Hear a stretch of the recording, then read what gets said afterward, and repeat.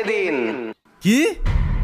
সামনে তোমার স্কুলের এসএসসি পরীক্ষা, আর তুমি পড়াশোনা না করে অহেতুক কাজ করে বেড়াচ্ছ?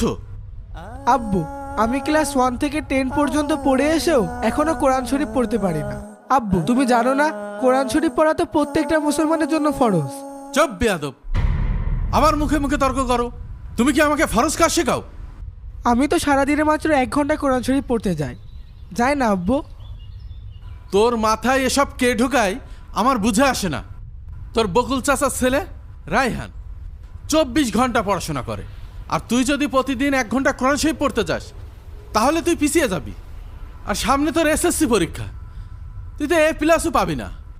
আব্বু, আজকের মতো যেতে দাও না। এখনো কথা বলছিস? যা পড়তে বয়, যা। এই তামিমের আম্মু, তুমি এগুলো দেখো না?